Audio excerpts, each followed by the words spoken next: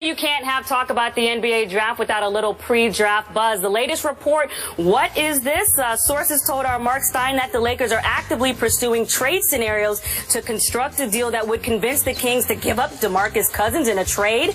The Kings are publicly insisting Cousins is not available, but according to Yahoo Sports, Kings coach George Karl has intense desire to trade the All-Star center with a growing belief that the coach-player relationship is irreparable. What is this, Coach Karl? Not perhaps wanting DeMarcus Cousins. How do you feel about this? Go ahead. Well, that didn't take long. George Karl got there. Right. And DeMarcus Cousins, although, by the way, anybody that can tweet emojis using Jay-Z's Blueprint 2 saying when the grass is cut, the snakes are going to be there. Anybody that can use that, DeMarcus Cousins, you have me at hello, brother. Little shout out. He is a perfect fit for any team. This guy last year averaged over 24 points per game, over 12 rebounds, over 3 assists. And don't give me the whole, well, he's being selfish. He re-upped in Sacramento, signed an extension back in 2013 for 4 years and $62 million, and donated $1 million of that for charities in Sacramento. DeMarcus Cousins, if that guy is on the market, I know he has trust issues. You know what? Find a way to make that guy trust you and alleviate his concerns, because that boy can ball. Give me a guy like that. If I'm the Lakers, if I'm the Clippers, if I'm the Knicks, if I'm a team in China, if that guy's available, give me that guy that can bring that kind of production, and I know a guy that's going to play hard pretty much every night. Even the guy, go ahead. Even the guy that was suspended in 2012 and yet is still in the top 10 of most immature players. You still Here's cool with that? You know, I'm not giving a pass on that. If the numbers outdo the behavior, cool. But I'm not giving him a pass on that. But we don't know the inner workings of that situation in Sacramento, what the dynamic could have been between a coach and a player. I know if I'm DeMarcus Cousins and you bring in George Karl, you say he's going to help me, and then all of a sudden he's hell bent on getting rid of you. I'm not trusting anything that you tell me anyway. So he does have immaturity issues. I'm not going to bypass that, and nobody should. But if you bring a guy in like that and you let him know, you have our trust. And if he feels that, if he can do that and not trust people, what is he going to do if he's going to trust people?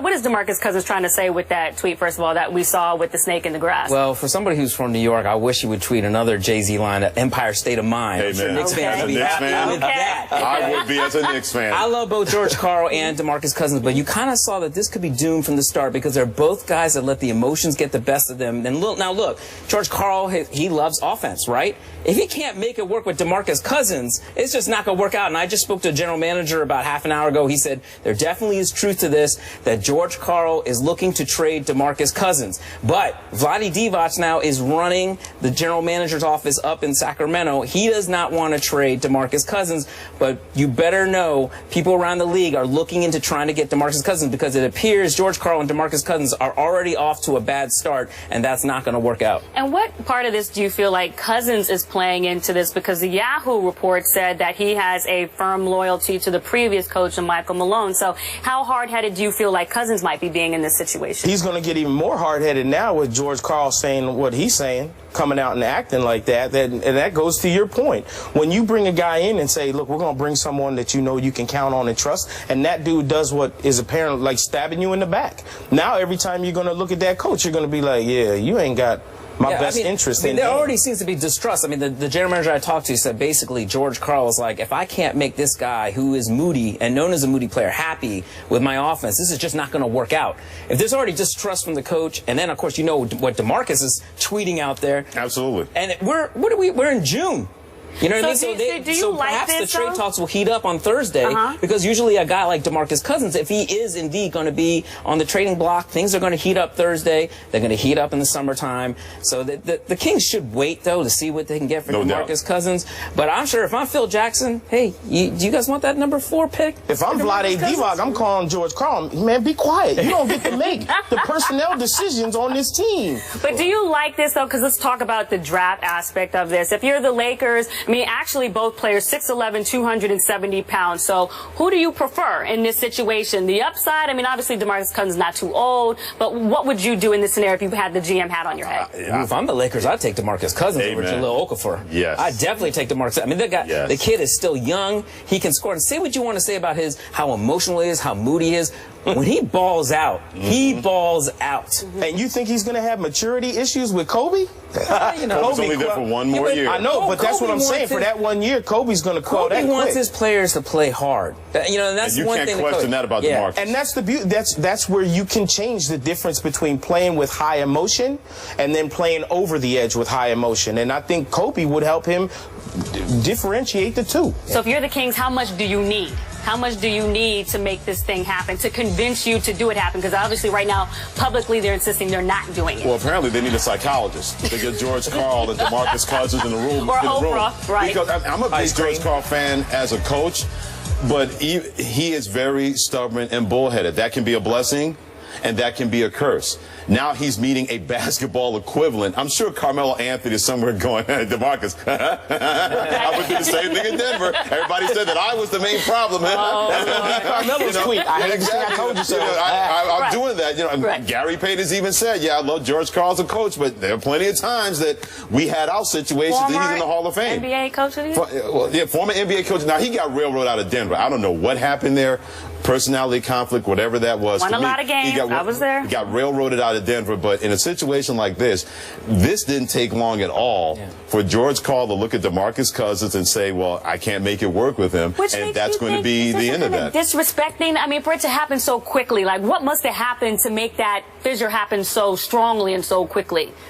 That's a really good question. I mean, we don't know. When you get human dynamics involved, you may think you can put two people together and it's going to work, and then within 2 minutes you say to yourself, well, that's a bad idea right there. So I don't know the inner workings of that, but what I do know is what's been put in front of us, and that is apparently a guy that was second team All-NBA. It's hard to make an All-NBA team when your team stinks.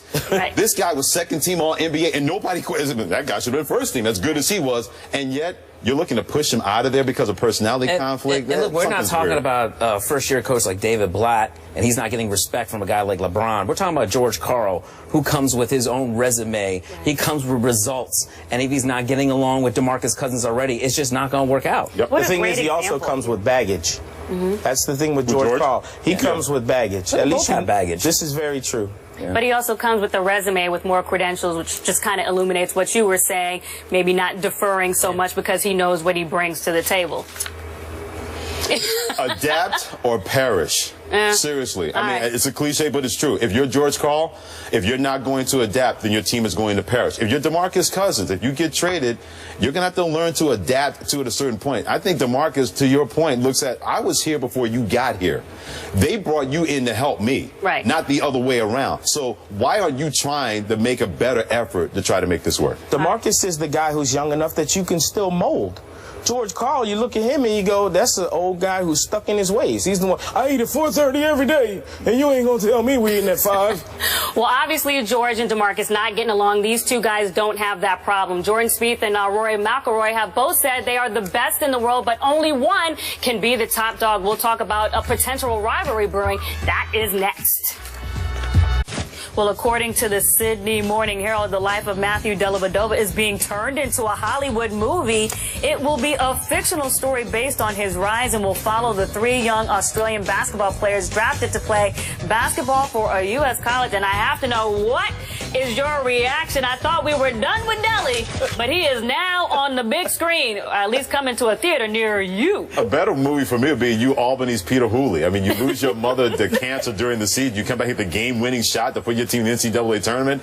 Nothing against Dellavedova, but that story ended the 4th quarter of Game 4 when he went back into the phone booth, and he wasn't in Steph Curry's head. I wasn't buying that. So I'm sure it's people love underdog stories. The Peter Hooley underdog story, that would be a better one than Matthew Dellavedova. Michael, what I want to know is, will you use your hard-earned money to go see a movie with Delly in it, or about Delly, I should say?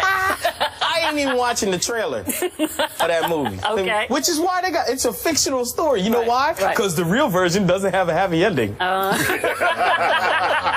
What's going to happen to Deli in the Deli. What are they going to do in the real movie? Like 30 minutes in, he could be cramping up. Oh, Deli, I appreciate your hustle. We're going to at least get that out on the Don't debate. punk up now because of what We he appreciate said. his hustle. But just, not make it all Does he have to have a cup of coffee before he does his movie, too? Oh. Wait, does the movie have a title? Because I know what Taj Gibson, Al Horford, and Draymond Green would call it. I still hate Matthew Dellavedova. Yes, they do. Who's going to play him? Jerry Ferrara, a Turtle from Entourage? Would he be a good one? Turtle's my boy, though. He might actually play him pretty good. But the title of the movie could be Diving on You. So what do you think will be the total earnings for this movie? About 12. How much did the Much FIFA more movie than the make? FIFA movie. No, not that much more. Yeah, it'd be much not more. That much more. Dellavedova was a better story than Whatever. FIFA. He's got to give his mom free tickets. She'd be the only one paying. The overachieving underdog, far better than corruption in FIFA. I would go see Jurassic World a third time before I see that. Well, guess what? You know who's earning a lot of money? Jameis Winston. He was asked in an interview with NFL.com who he most looks forward to being matched up against, and he said the player I'm most looking forward to play against, what's this, has to be probably J.J. Watt. Is this smart? You've been in the league 0.5 seconds, Ohm. Is this smart to say? Why not? I like Jameis' swagger. You know what I mean? This is part of the reason why I'm going to watch Jameis this season.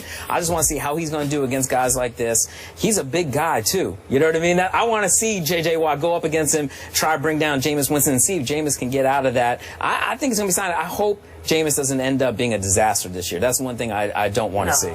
The beauty for Jameis Winston is if you're going to put billboard material up there, put it up in June. You know, that's the beauty. That's it. You want to know how smart Jameis Winston is? He's going to call somebody out in June because by the time they play, and they're already 3 games into the season, J.J. Watt's going to be like, hey, y'all, did he say something back in the, I don't remember. Freddie, you think J.J. Watt would be forgetting this already?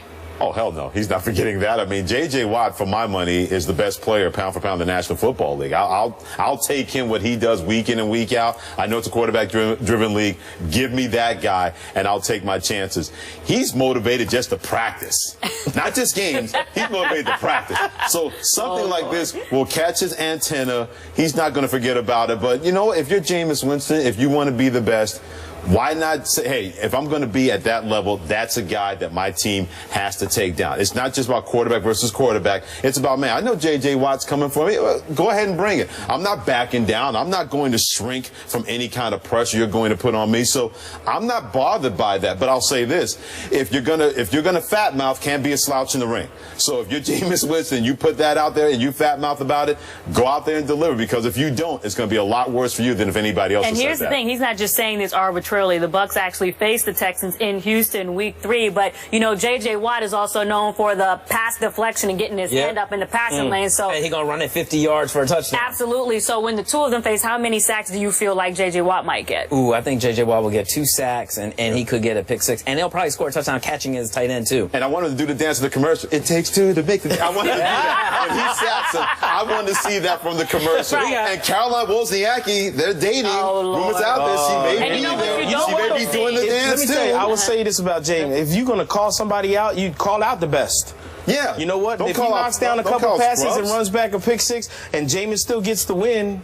They need something to talk about in Tampa. Yeah, absolutely. They absolutely need something to talk absolutely. about in Tampa. Yeah, because remember that image, Jameis Winston playing when he's still in college with him slipping back like on a banana peel, and so J.J. Watt sees You know something when like that first sack comes, he's going to be like, hey, can I get some crab legs? Oh, please. Well, you know what? Yeah, I went there. Yeah, I went there, so stop I went there. Oh, we can't even leave the crab legs in the past. Now, this is your last day on the desk, so how'd you enjoy yourself talking to kettlebell guy over here and Puff Daddy's best boy over here? When else on First Take have they ever talked about New Kids on the Block, Puff Daddy, and we can have some around base? And around base, exactly. So you know what is our final ending theme song here? What is it going to No be? kettlebells?